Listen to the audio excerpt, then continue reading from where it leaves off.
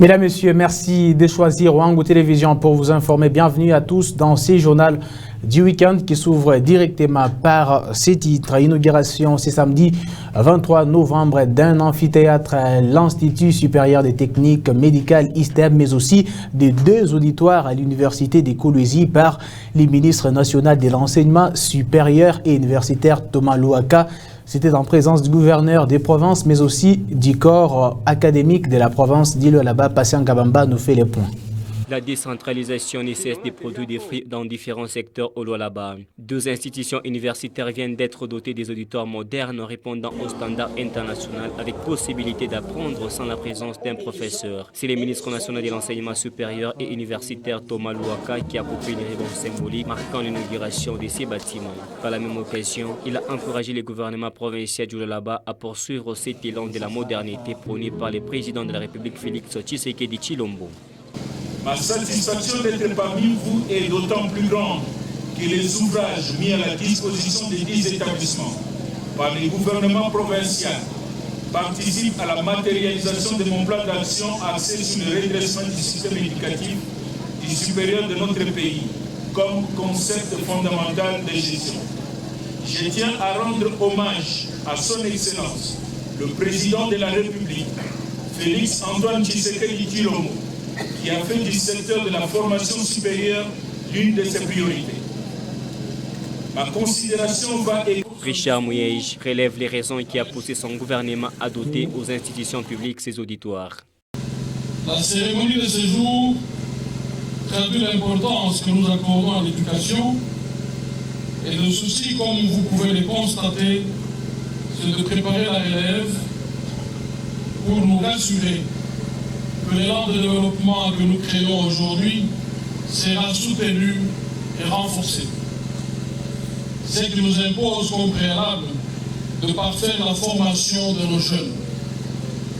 Notre ambition est celle d'autonomiser notre université ainsi que les institutions d'enseignement supérieur qui dépendent majoritairement des visiteurs.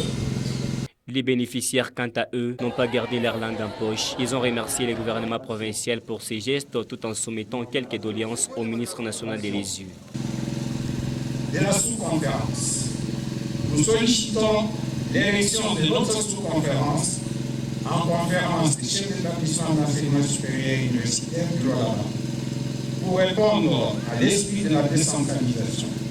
Le Lualaba étant devenu une province.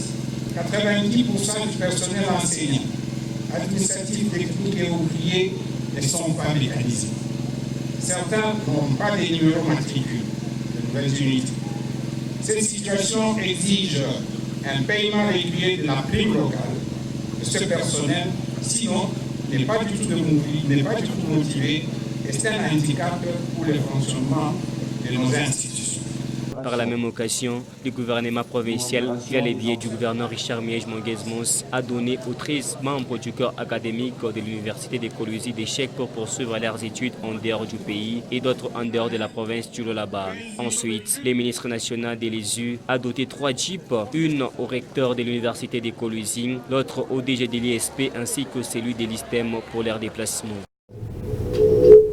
Et puis, à l'occasion de la Journée internationale des droits de l'enfant, célébrée chaque 21 octobre de l'année, un culte d'action de grâce a été organisé ce samedi à l'église PFK. Nous sommes en commune d'Edilala, dans la ville commerciale, par le ministère de la Parole de Dieu dans le monde, action d'Orcas en compassion, mais aussi d'appui aux enfants vulnérables. Sarah Katebi pour les reportages. La journée internationale des droits de l'enfant ne pouvait passer outre au Lualaba. Les ministères de la parole de Dieu dans le monde, Action Dorcas sans frontières, a organisé un culte de compassion et d'appui aux enfants pauvres, orphelins, démunis et les vulnérables. Plusieurs enfants et parents ont pris part à ces cultes. L'héberger Jonathan Mwamba-Mawazo a donné les bien fondés de cette journée de droits de l'enfant. La journée internationale des droits de l'enfant, c'est le 20 novembre. Alors, à l'occasion de cette journée internationale des droits de l'enfant, nous, ministère de la Parole et dans le monde d'Action Dorcas sans frontières, nous avons jugé bon d'organiser ces cultes de compassion et d'appui aux enfants pauvres orphelins pour susciter les différents cœurs généreux de pouvoir soutenir ces enfants pauvres qui sont dans les besoins. 450 est le nombre d'enfants scolarisés pour cette année scolaire 2019-2020 par l'Action Dorcas sans frontières, qui n'est autre qu'une association sans but lucratif et qui ne compte que sur l'appui des partenaires et des personnes de bonne volonté. Et cette année, nous avons 450 orphelins qui étudient dans différentes écoles de la place. Il y a même des traces. Ceux-là qui veulent, ils peuvent venir, nous allons les amener dans différentes écoles et ils vont voir ces enfants. Malgré que ces 450 orphelins et pauvres enfants qui étudient, il y a plusieurs difficultés. Donc là, dans le discours, si vous avez suivi, j'ai souligné la difficulté des moyens de transport. Donc ils étudient, il y a des enfants qui étudient à des distances. Alors nous avons besoin des moyens de transport pour faciliter les déplacements de ces enfants. Alors nous demandons à tout celui qui nous suit et qui peut nous donner une main d'association avec un moyen de transport.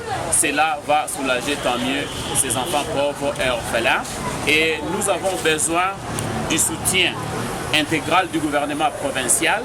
Nous avons aussi besoin du soutien des différentes personnes à cœur généreux. Il s'y est dénoté que cette activité entre dans le cadre de la Journée internationale des droits de l'enfant. En inforoute, cette fois-là, la pluie qui s'est abattue le lundi dernier n'était pas la bienvenue dans plusieurs coins de la ville de Kolwezi, à l'instar sur l'avenue Maman Mujinga, en sa partie comprise entre l'arrêt de bus en Djandja, où une partie de cette artère s'est bien sûr affaissée. Donc la circulation à ces niveaux n'est pas fluide. Reportage. Nous sommes sur l'avenue Maman Mujinga à l'arrêt bus Njanja. Aux premières vues, on peut apercevoir des carcasses de véhicules qui présentent un danger sur cette artère et à quelques mètres de là, on peut visiblement constater l'affaissement d'une partie de la route causée par la pluie qui s'est abattue le lundi dernier. Un témoin trouvé sur place relate le fait.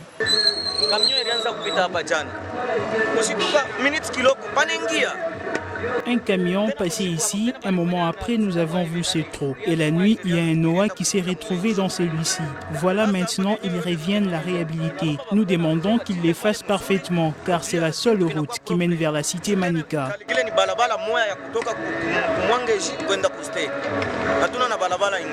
D'autres, par contre, rejettent la faute aux autorités provinciales qui, pour leur part, ne font pas le suivi des routes après réhabilitation. Vu l'état de nos routes, ça prouve à suffisance combien est-ce que nous n'avons pas des autorités soucieuses du bien-être des administrés. Les routes sont génératrices des recettes, mais ceux-là à qui l'on donne l'argent de réhabiliter ces dernières, eux mettent l'argent de leur poche. C'est désolant. Le ministre provincial des infrastructures est descendu sur les lieux afin de s'enquérir de la situation. Il en appelle à la conscience de tout un chacun. Alors là, c'est vraiment un cas typique où quand le drainage n'est pas bien géré, l'eau coule à l'état sauvage et elle fait des dégâts. Ça, c'est un dégât causé par l'eau et plus spécialement l'eau de la pluie de lundi 18.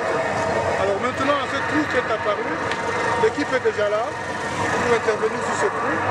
Ils attendent les machines vont arriver d'un moment à l'autre et après ils vont reconstituer les sols comme c'était avant, c'est-à-dire ils vont d'abord purer les trous pour enlever toutes les saletés qui sont dedans et puis ils vont amener de la nouvelle terre pour remblayer Et puis, ils vont aussi refaire le drain de manière à ce que l'eau n'aille pas attaquer les trous qui seront remblayés. Signalant par ailleurs que les travaux de réhabilitation de cette partie de la route viennent de débuter et est exécuté par une entreprise de la place. Et puis en éducation, la plupart des écoles de la République démocratique du Congo et celles de la ville de Kolwezi n'ont plus dans leur programme les cours de travail manuel. Et pourtant, ces cours initient déjà les élèves dès le bas âge à l'assainissement du milieu. Avec la mondialisation qui s'est installée dans la vie quotidienne, ces cours n'existent presque pas dans plusieurs écoles de la province d'Ilo-Alaba. Nous avons tenté de balader notre micro dans une école publique de l'État. Le préfet des études nous a révélé l'importance de ces cours dans l'éducation des enfants. Reportage. Il est vrai que nous sommes censés respecter les instructions émanant de l'EPSP, c'est-à-dire les arrêtés ministériels. Là, nous avons le programme national que nous sommes obligés de respecter, que nous sommes obligés d'observer. Alors, le travail manuel, c'est parmi les leçons, comme tant d'autres, que les enfants doivent vraiment observer. C'est-à-dire quoi? Les enfants sont obligés aussi de faire cela, parce que ça les ouvre, n'est-ce pas, afin qu'ils puissent parvenir à acquérir quand même une dextérité qui est manuelle. C'est-à-dire quoi? Parvenir à poser des actes concrets, comme nous voyons jadis au village. Ces leçons-là se donnent. Il y a ce qu'on appelle les champs scolaires. Là, ce sont les enfants qui sont en train d'initier, n'est-ce pas, à l'agriculture. Mais ici, souvent en ville, nous observons aussi cela. C'est-à-dire quoi? Les enfants peuvent parvenir à torchonner, par exemple les salles de classe. Ils peuvent parvenir à sarcler là où il y a un peu des arbres, des brousses. Là, ils peuvent sarcler. C'est tout à fait normal. C'est pour leur donner quand même ce sens-là de dextérité qui est manuelle. Mais dans d'autres écoles, on est en train aujourd'hui de prendre ce que nous appelons les femmes de ménage ou les ménagères qui peuvent nous aider, n'est-ce pas, à faire ces travaux comme par exemple torchonner et entretenir des classes. Il y a aussi d'autres écoles, là où les élèves eux-mêmes sont en train d'observer cela, c'est-à-dire de faire des petits travaux dans ce sens-là. Nous devons respecter, c'est un programme national. C'est pourquoi nous voyons que l'enseignement, on est en train de déplorer l'enseignement au rabais, parce que nous n'arrivons pas à observer à la lettre les instructions de l'État émanant de l'EPSP, émanant du ministère de l'enseignement, n'est-ce pas, secondaire et primaire. Donc chaque leçon vraiment a sa place d'exister. On doit les observer. En tout cas, nous conseillons à nos frères, aux directeurs aux écoles qui n'arrivent pas à observer à la lettre le programme national et en excluant par exemple le travail manuel, c'est une grave erreur. C'était là le directeur des études Willy Tchek qui s'exprimait au micro de Naomi Banza par rapport à l'importance du cours de travail manuel qui est en perdition dans les milieux scolaires. Mesdames et messieurs, ce journal se poursuit. Rendons-nous cette fois-là nationale où le président de la République, Félix-Antoine Tshisekedi Tshilombo, a inauguré ce samedi 23 novembre 2019 à Kinshasa le musée national de la République démocratique du Congo. Ce bâtiment qui va protéger et garder les objets historiques de la République démocratique du Congo est sorti des terres après 4 ans de construction. Reportage. Luba, Pende, Chokwe, les civilisations congolaises sont à l'honneur au nouveau musée national de Kinshasa. Situé à côté du Parlement, le centre rassemble de nombreux trésors de l'histoire du Congo, de la préhistoire à l'indépendance, en passant par les temps douloureux de l'époque coloniale belge.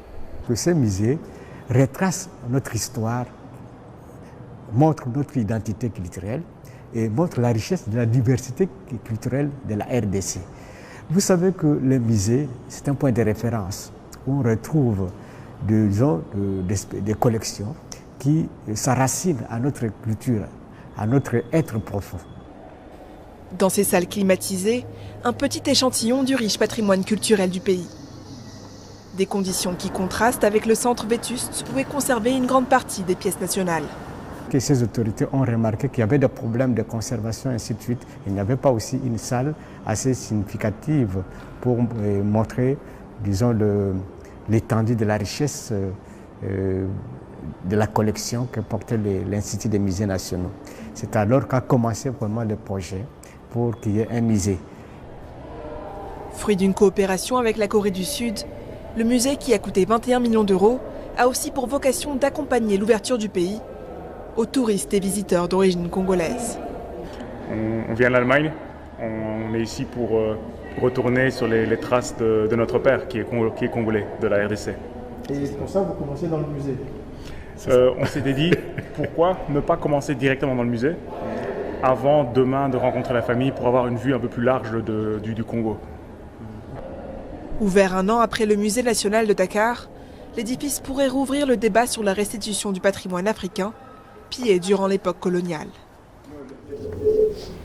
Mesdames, Messieurs, ce journal se poursuit. Page rose à présent. Il faut retenir que J.R. Sakissa, journaliste sportif de Wangu Radio Télévision, s'est marié ce samedi 23 novembre 2019 à Mbuyu Priska. C'était à la commune de Dilala. Les deux familles ont été présentes pour honorer ces deux conjoints. Reportage.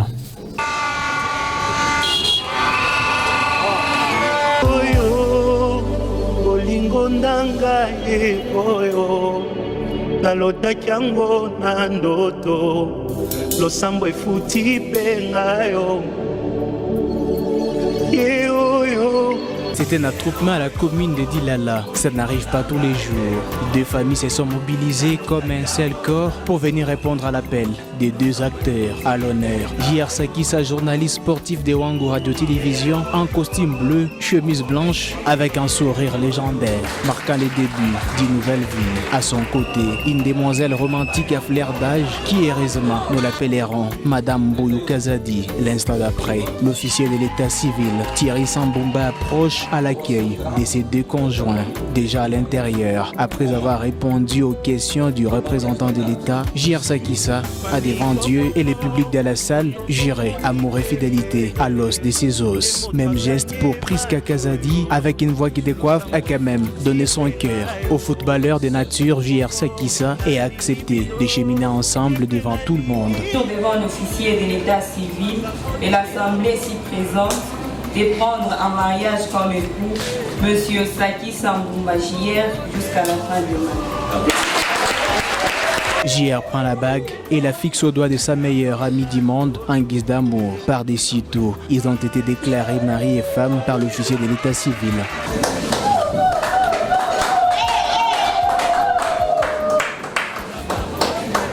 Couple Sakissa, voici la preuve légale de votre mariage. Applaudissez. Au sortir de la salle, cette cérémonie a pris une allure festive. Personne ne se contient devant les désormais mariés. Après cette étape, les couples se dirigeaient à l'hôtel des Manguiers dans un cadre bien aéré et spacieux pour des shootings. Ici, ce sont des photos de toutes sortes pour immortaliser cet événement marquant un nouvel ère dans l'histoire de ces deux personnages. Heureuse et longue vie au couple J.R. et Priska Sakissa.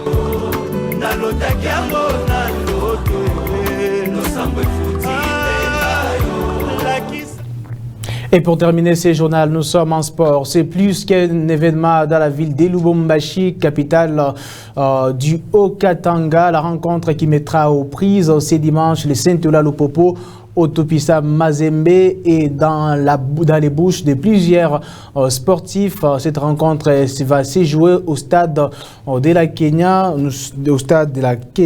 malgré les mal positionnements des cheminots. Cette rencontre garde toujours la saveur d'un derby. Reportage des Grâces Kitois.